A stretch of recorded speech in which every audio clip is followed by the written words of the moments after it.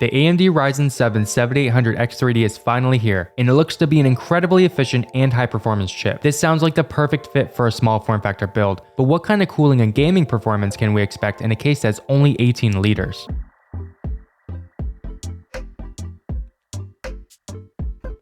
Of course, we're going to be using the 7800X3D, and the big reason this should be one of the best gaming CPUs you can buy is because the cores are accelerated with 3D V-Cache, which gives them more performance in single-threaded applications like gaming. It's currently priced at $450 and has 8 cores, 16 threads, and a boost clock up to 5 GHz. This CPU is a monster, dominating the charts while consuming less power. This efficiency will hopefully result in some impressive performance while also being easier to keep cool. The 7800X3D also requires a new AM5 motherboard. I'm going to be using the Asus ROG Strix B650EI. This has plenty of USB ports, including a couple of Type-C ports, Wi-Fi 6E, a BIOS flashback button, which can be used to update the BIOS without having a CPU, RAM, or GPU installed. It also has 2 M.2 slots and these giant VRM heatsinks, and it's a pretty good looking board in my opinion.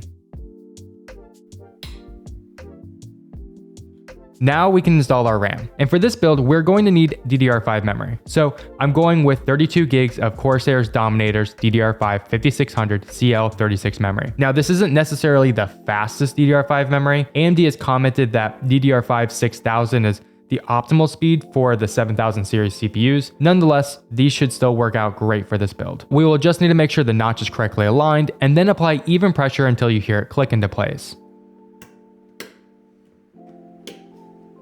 This motherboard does support the next generation PCIe 5.0 M.2 drives, but those aren't widely available right now, so I'll be using a Gen 4 Samsung 980 Pro. I don't think there are really any meaningful benefits using a Gen 5 over a Gen 4 drive for gaming, at least for now. 2 terabytes is plenty of storage for my use, but there's always that second slot to add more storage in the future. Okay, so the case I'll be using is the Cooler Master NR200P Max. This is just like the standard NR200P, but the Max is a kit. It includes a 280mm liquid cooler, which should work well to cool our CPU, a Gen 4 GPU riser cable, and an 850 watt 80 plus gold rated SFX power supply with some pre-routed cables.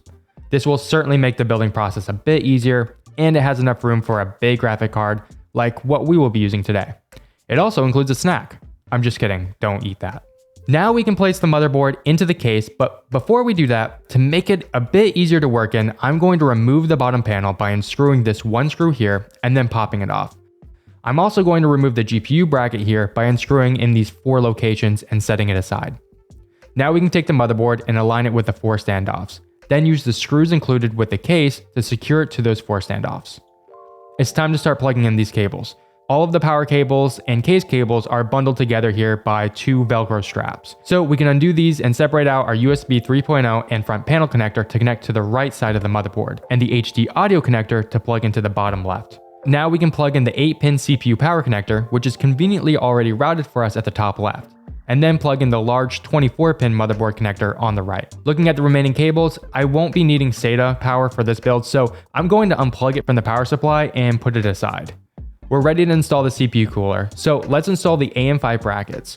We can align them with the 2 holes on the cooler and then screw them in from the top, and of course, be sure to remove the plastic protection. Next, we can add a pea-sized amount of thermal paste to the center of the CPU and align the CPU cooler clips to the mounting clips on the motherboard. Once clipped into place, we can tighten up the 2 thumb screws. Now, we want to make sure that we connect the 3-pin pump cable and the 4-pin CPU connector. You may need to feed it through the back of the case and connect it to the CPU fan header. With everything plugged in, we can do a bit of cable management to make room for our GPU. We will make sure to set aside 3 8-pin connectors and tie down the remaining cables. Now it's time to install the GPU, and I chose the RTX 4080 Founders Edition. The 4080 is fairly easy to come by these days. I picked mine up from Best Buy, and it's a seriously impressive GPU. It's on par with the 7900 XTX in most games, with only the 4090 beating it out in performance. The 4080 is quite pricey though, and not everyone will want to spend this much on a GPU. Still, it should make a good match paired with the 7800 X3D. Let's grab the GPU bracket we took off earlier and remove the slot covers. Then slide the bracket onto the graphics card and secure it with the 2 screws.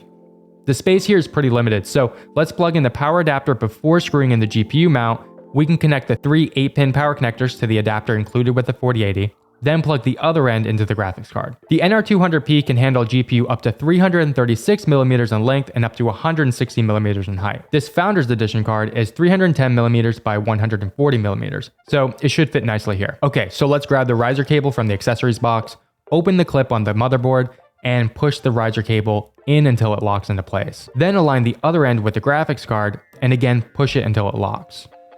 All that's left to do is secure the panels, and that's the build complete.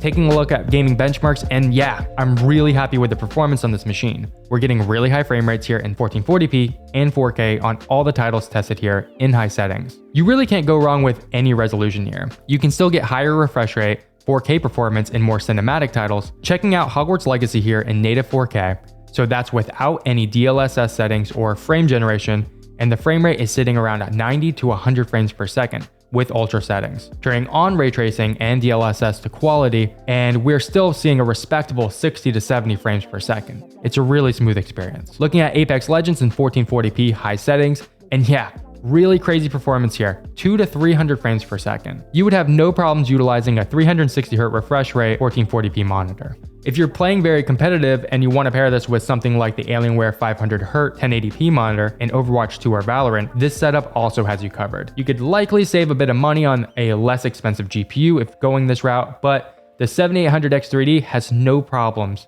pushing these frames. For GPU thermals, I ran Heaven Benchmark for over an hour and am averaging 60 degrees Celsius with basically no fan noise at all, while the system is sitting only about a foot away from me on the desk. In a worst case scenario, running a multi-core test in Cinebench R23, and the NR200P's AIO is doing a great job keeping the 7800X3D at reasonable temps, rarely exceeding 70 degrees Celsius. And thermals while gaming are no issue either, as I'm seeing the CPU and GPU averaging between 50 to 60 degrees Celsius, which are very reasonable temps for a small form factor system. Something I might do in the future is add a couple of slim fans to the bottom here. That might bring the temps down a bit more, but nonetheless, I'm really happy with the performance even at stock.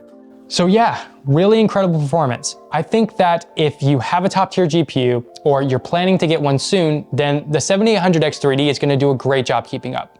Now, it does come with some extra cost. You will need an AM5 motherboard, and with that, more expensive DDR5 RAM. Also, this chip is aimed a bit more towards the gaming audience, so if you were planning to use this for productivity work or creative work, then you may be better served with a standard X series chip. Also, the reality is that most modern CPUs are going to give you great performance. In fact, last week, I built an i5 13600K system in the NZXT H1, and that chip was around $100 cheaper than what I paid for the 7800X3D. In fact, the whole system was a lot cheaper than what I have built here. This in total was around $2,750, and the i5 system I built last week was around $1,800. Let me know, what do you think about the build? What do you think about the new 7800X3D? And if you want to build something similar to this, I'll leave links in the description of the video. So again, thanks for watching, and I hope to catch you in the next one.